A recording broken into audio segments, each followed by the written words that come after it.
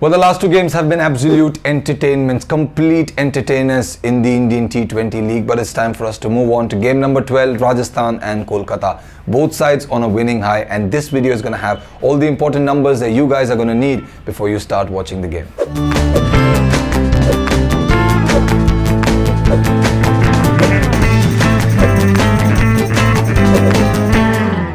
Well, both these sides love playing cricket against each other in this competition, and I think Kolkata will enjoy playing them more because in terms of head-to-head, since 2018 they've faced each other 5 times, and 4 out of those 5 times Rajasthan have lost and Kolkata have won. So that's an advantage going into this game, but I don't think it's going to matter at all because the likes of a Steve Smith, a Butler, a Sanju Samson, a Rahul Tewatia, a Jofra Archer, they're all set to go. They've been on fire this entire tournament and they are not going to do anything less here. Let's quickly move on. Let's quickly speak about the venue. Well, the Dubai International Stadium is a high-scoring ground. Numbers prove all of that for us. In the average first inning score in this edition of the tournament is 180, and the teams that have chased here, the 5 teams that have chased here, 2 of them obviously tied the game, went into a super over and lost it, and 3 of them actually lost the match without it going to a super over. So chasing teams do not have an advantage here. So far, that's what the number says. Let's quickly move on and let's talk about all the important numbers that you guys need to know before you start watching the game. Well, the first of these numbers is of the captain of Kolkata, Dinesh Karthik. This man loves playing against Rajasthan. He has great numbers to prove that.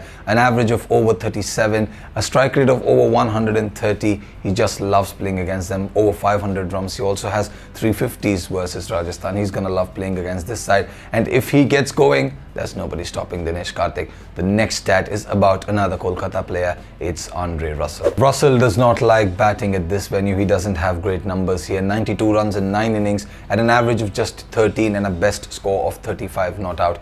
If Kolkata will anyway have to compete with the likes of a Sanju Samson, Steve Smith, Butler and Jofra Archer firing from all sides, Andre Russell will have to step up his game, and if he doesn't like playing at this venue, it's not going to be easy for Kolkata. Well, we have to speak about Sanju Samson next because this man has been in brilliant form. 2 half-centuries, 2 match-winning half-centuries, I have to say, but he has an ever so slight weakness against Sunil Narine. Sunil Narine has been a threat to so many players, and Sanju Samson also is going to face one from him. In the 9 innings that they faced each other 3 times, he has got Sanju Samson. Sunil Narine has got Sanju Samson, and the amount of runs that have been scored off his bowling has also been less. So what match tactics Sanju Samson is going to follow, because this season he's just been seeing the ball, hitting the ball. That's been his mantra. But if he has to conquer Narine, he has to bring up something completely special. And last but not least, England's captain Eoin Morgan is now back with Kolkata. He loves playing cricket. He's one of the best white ball cricketers in the world at the moment, and this man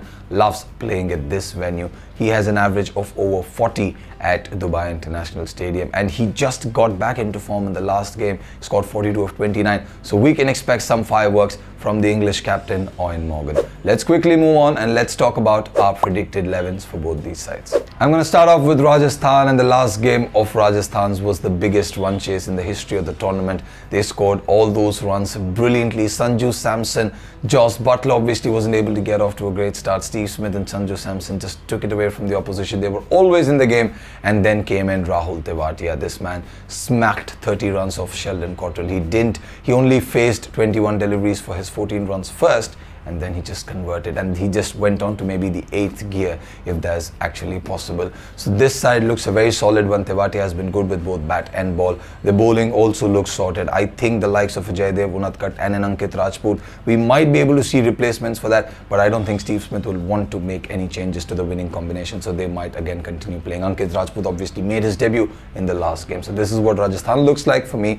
Moving on and speaking about Kolkata. Well, the Kolkata team looks very solid. They've always been a formidable side. They have the combination of youth and experience in terms of Andre Russell, Dinesh Karthik, Sunil Narine, Eoin Morgan. All these guys have loads of experience. Pat Cummins, I missed to mention his name. Moving on and speak about the youngsters, Shubman Gill, Shivam Mavi, Kamlesh Nagarkoti, Varun Chakrabarti, who's still very inexperienced in this format. He bowled beautifully.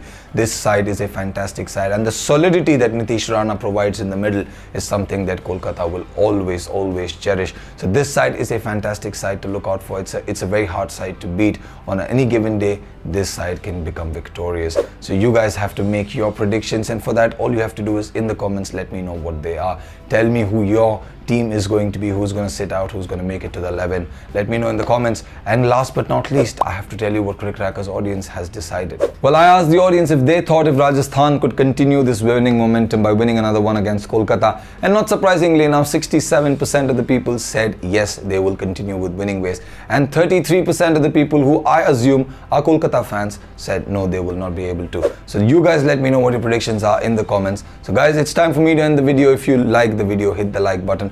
In the comments, like I said before, do let me know all your predictions of the toss, of the probable predicted 11, of who is going to win the game today. And if you already haven't done it, then hit that subscribe button, and I will see you guys ever so soon with another video.